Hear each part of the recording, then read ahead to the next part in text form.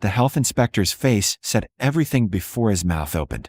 Elena Vasquez watched him flip through his clipboard, his pen scratching violations faster than she could count them. Behind him, the diner's cracked windows filtered gray November light across peeling linoleum and booth seats held together with duct tape. "Mrs. Vasquez, I'm shutting you down. 30 days to fix these issues, or the city condemns the property." He ripped off the pink citation and pressed it into her flour-dusted hands. "I'm sorry." Elena stood in the doorway after he left, the paper trembling in her grip. Sorry didn't pay for new equipment. Sorry didn't replace rotted plumbing.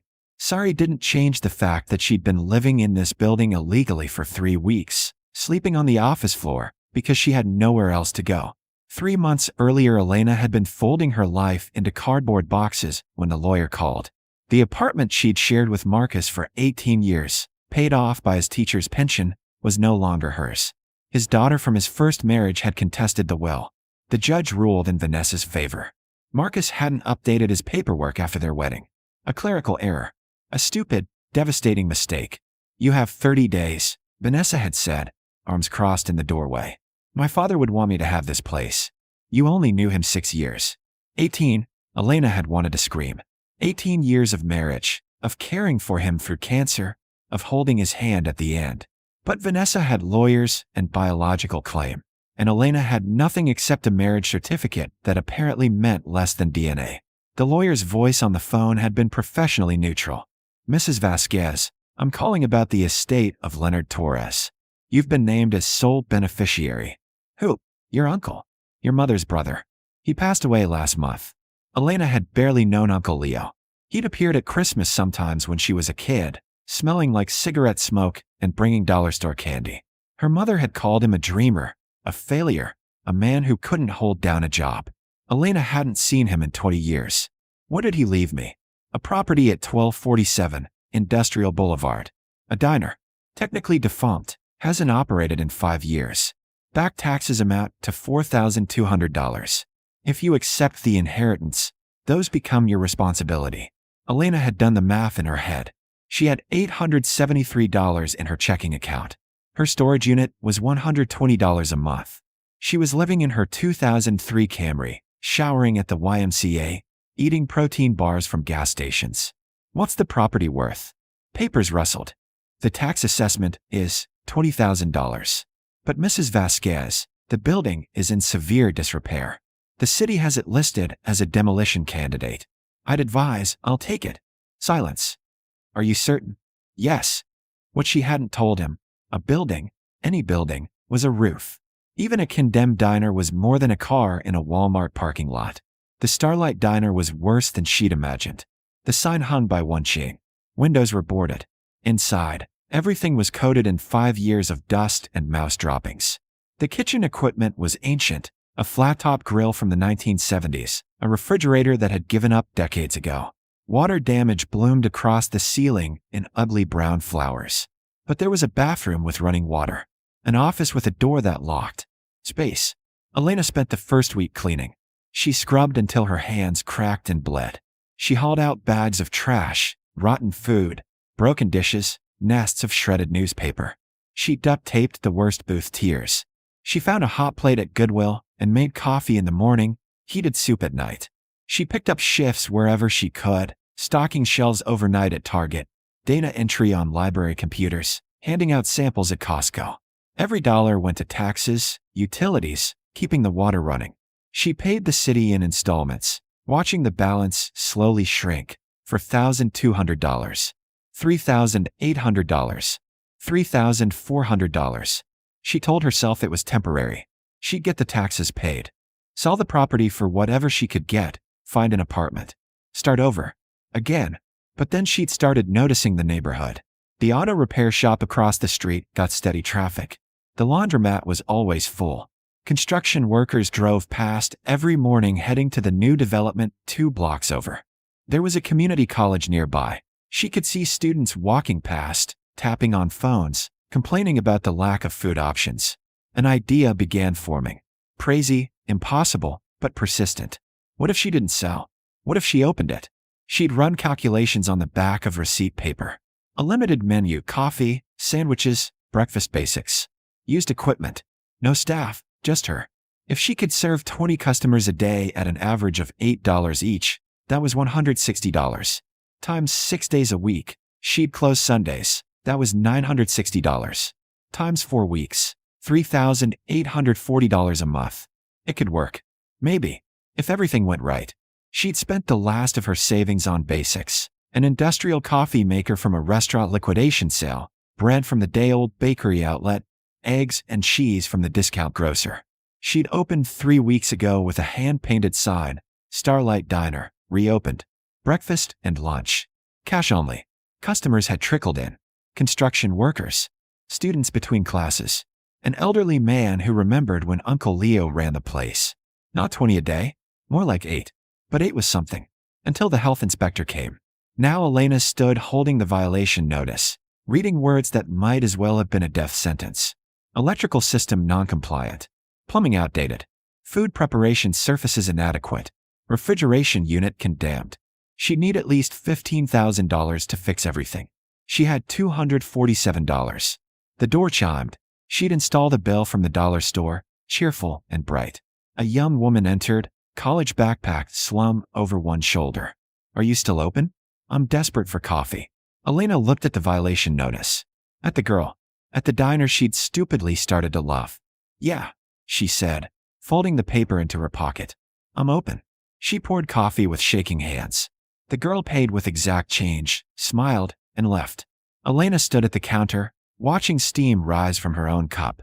That's when she noticed it. The counter had a seam she'd never paid attention to. She'd been too busy scrubbing to look closely. She ran her finger along it. It shifted. A hidden compartment? Elena knelt, examining the underside. There was a small latch, rusted shut. She worked it with a butter knife until it gave way. A panel swung open. Inside was a metal box. Elena's hands shook as she pulled the box from its hiding place. It was heavy, about the size of a shoebox, with a combination lock that had long since rusted. She didn't bother trying to open it properly. She took a hammer from Uncle Leo's ancient toolbox and broke the lock. Inside were envelopes, dozens of them, bundled in rubber bands that disintegrated at her touch. She opened the first one. Baseball cards. Her heart sank. Of course, Uncle Leo had been a dreamer, a collector of worthless things. She was about to close the box when something made her look closer at the card on top. Mickey Mantle, 1952. The image was crisp despite years in the dark. She turned it over. Topps. Mint condition. Elena knew nothing about baseball cards, but she knew enough to recognize that 1952 Topps cards were valuable. She'd seen a documentary once. Hadn't one sold for no? That couldn't be right. She opened her phone. She was down to her last 2 gigabytes of data for the month and searched 1952 Mickey Mantle card value. The results made her dizzy. $5.2 million at auction. Even lesser conditions could fetch hundreds of thousands. Her hand started shaking so badly, she almost dropped the card. Carefully, so carefully, she set it down and reached for the next envelope. More cards. Ted Williams. Willie Mays. Jackie Robinson. All early 1950s. All in protective sleeves, perfectly preserved. The third envelope held coins. She spilled them carefully onto the counter. Silver dollars, mercury dimes, buffalo nickels. Dates ranging from the 1880s to the 1930s. Even she could recognize these were old, possibly rare. The fourth envelope was photographs and a letter in Uncle Leo's handwriting. Elena's eyes blurred with tears as she read. Elena, if you're reading this, I'm gone and you found my insurance policy.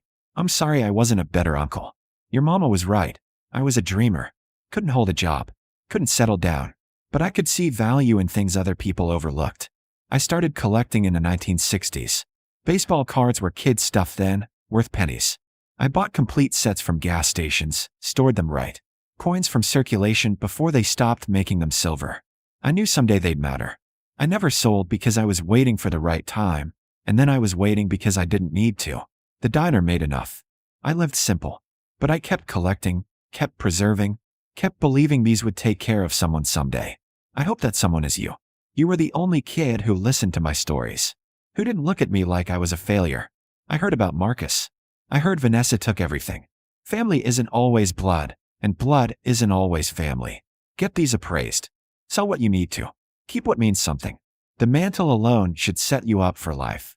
But Elena? Don't just survive. Build something. That's what I never did. I collected treasure and lived like a pauper because I was scared to dream bigger than the next find. You're braver than I ever was. Prove it.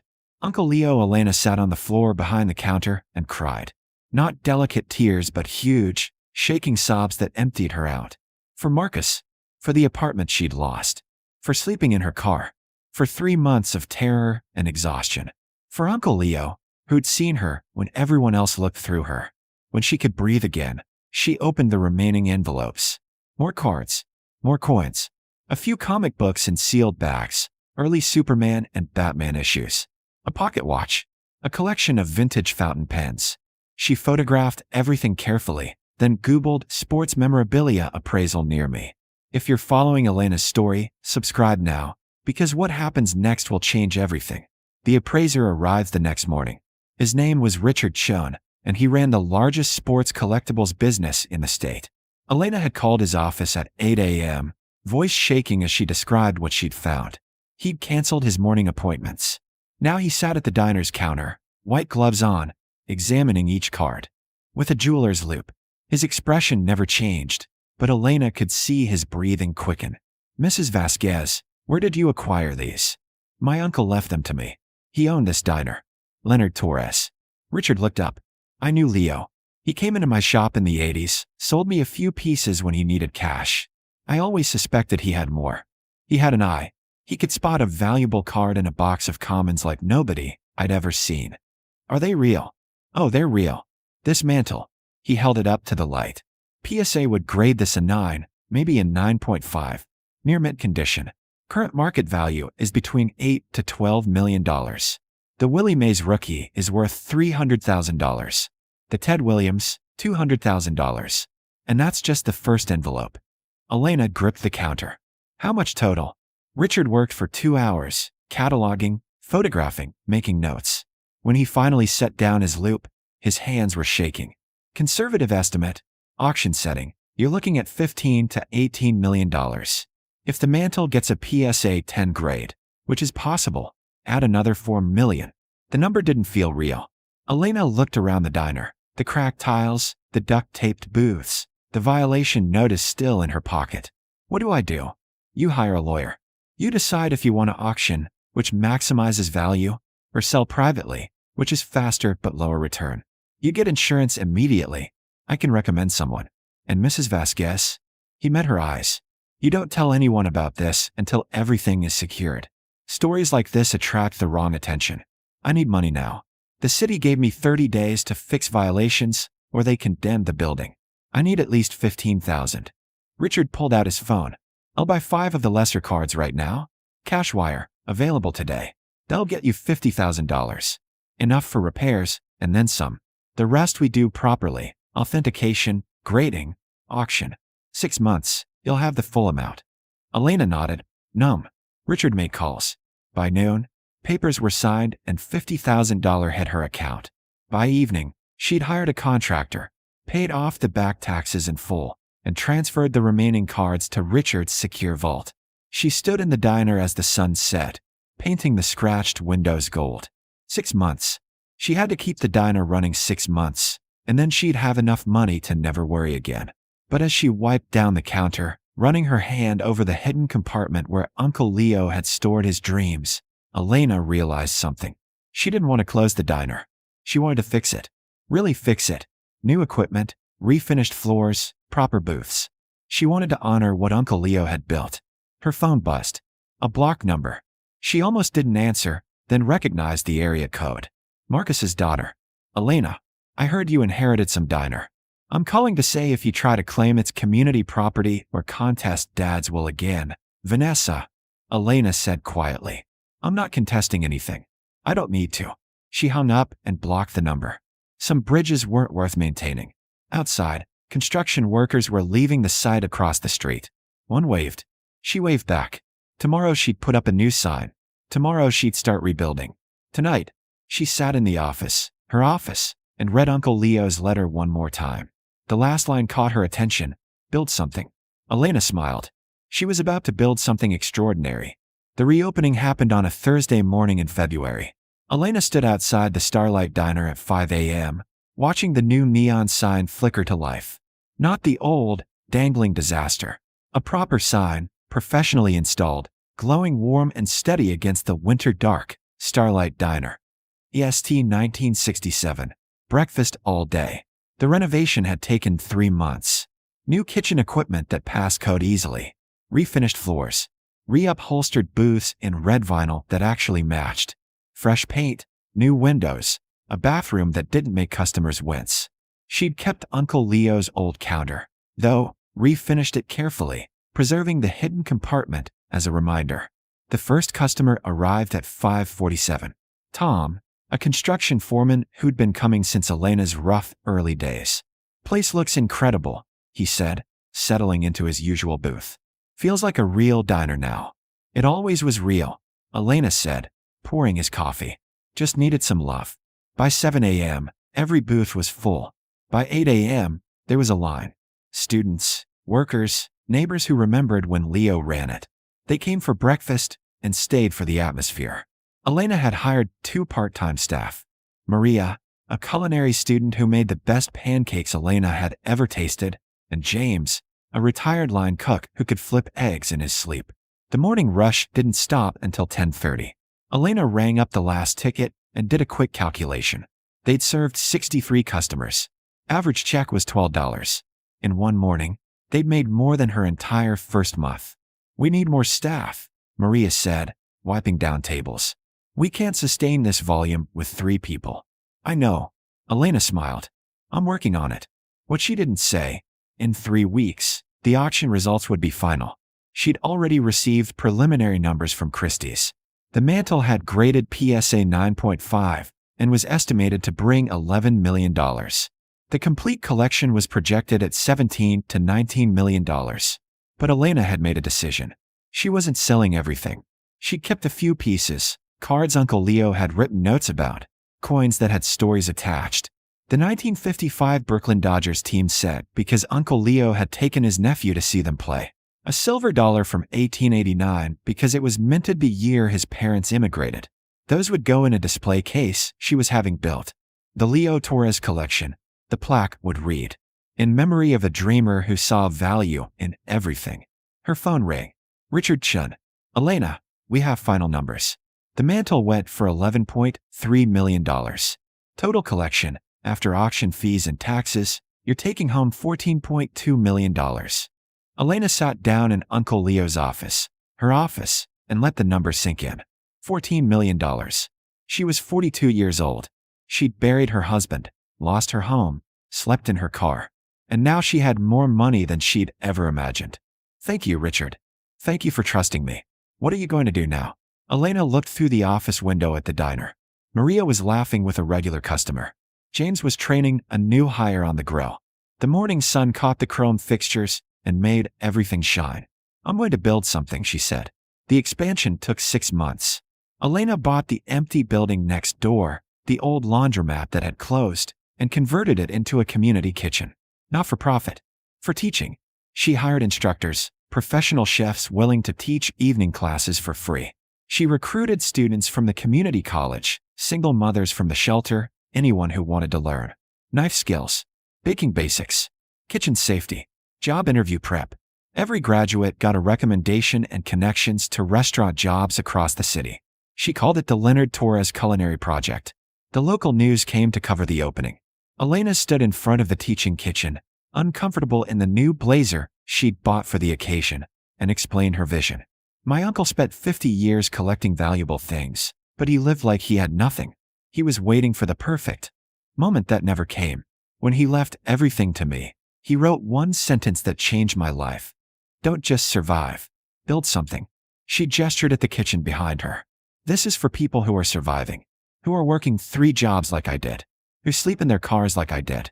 This gives them skills, opportunity, a chance to build their own something." The reporter asked the obvious question, "How much did your uncle's collection sell for?" Elena smiled. "Enough to matter. But the real inheritance wasn't the cards or the coins. It was being seen by someone who believed I was worth more than I believed about myself." That night, after the cameras left and the community kitchen emptied, Elena walked back to the diner. It was closed, Sundays were still her day off, but she unlocked the door and stood in the quiet space. She thought about Vanessa, who'd taken Marcus's apartment and everything in it. She'd heard through mutual friends that Vanessa had sold the place for $400,000, burned through it in a year, and was back to asking relatives for money. Elena felt nothing. Not anger. Not vindication. Just distance. She thought about the health inspector who'd almost shut her down, who'd come back for the final inspection and barely recognized the transformed space. Mrs. Vasquez, this is remarkable work. I've never seen a turnaround like this. She thought about Uncle Leo, who'd hidden treasure under a counter and waited his whole life to use it, who'd died alone in a nursing home Elena hadn't known about until the lawyer called, who'd given her not just money, but permission to dream bigger than survival. The display case caught the streetlight glow, the cards and coins she'd kept, each with a small placard explaining Leo's notes. Customers asked about them constantly. She never got tired of telling his story. Her phone buzzed. A text from Maria. Just got offered head chef position at Riverside. Because of the program. Because of you. I start Monday. Thank you forever. Elena smiled. The culinary project had graduated 14 students. 12 had jobs. 1 had opened a food truck. 1 was enrolled in professional culinary school on a scholarship Elena had quietly funded. She poured herself a cup of coffee. She perfected the blend, a medium roast that tasted like comfort, and sat in Uncle Leo's favorite booth. The vinyl was new, but the spot was the same. She could almost see him there, a thin man with cigarette-stained fingers and distant eyes, dreaming of futures he'd never claim. I built something, she whispered. Like you said. Outside, a car pulled into the lot. A woman got out, hesitant, checking a phone screen. She approached the door, saw the closed sign, and her shoulders slumped. Elena recognized that posture, that exhaustion, that particular flavor of defeat. She got up and unlocked the door. We're closed, but I can make an exception. Coffee. The woman looked at her with hollow eyes.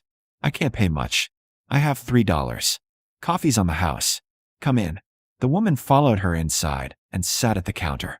Elena poured coffee, added cream without asking. Something about the way the woman held herself said she needed the comfort. Then Elena pulled out the clipboard where she kept applications. We're hiring, Elena said. Breakfast and lunch shifts.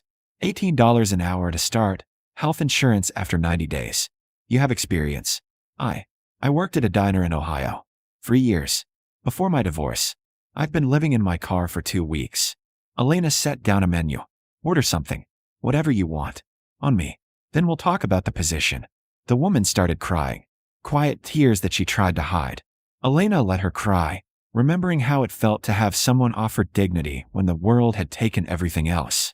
By the time the woman finished eating scrambled eggs, toast, hash browns, orange juice, they'd filled out an application. Her name was Sharon. She had 2 kids staying with her sister. She needed a job by Friday or social services got involved.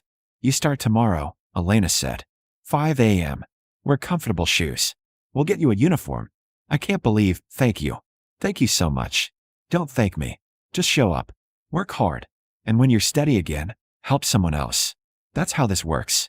Sharon left with the first steady paycheck she'd seen in months and hope in her eyes. Elena locked the door behind her and stood in the diner's warm glow, surrounded by everything she and Leo had built. This was what inheritance really meant. Not money, not treasure, but the gift of being seen, being believed in, being given a chance to become more than survival. Elena turned off the lights and walked to her apartment, a real apartment, 3 blocks away, with a bedroom and a kitchen and a lease she'd signed for 2 years. She had $13.6 million in investments. She had a thriving business. She had a program changing lives. But more than any of that, she had Uncle Leo's final gift, the knowledge that value isn't always obvious, that treasure hides in unexpected places, and that the right inheritance isn't what you're given, it's what you choose to build. She was building an empire from a condemned diner and a box of baseball cards. She was building futures for people society overlooked. She was building proof that second chances, third chances, and 50th chances all matter. She was building exactly what Leo had known she would all along.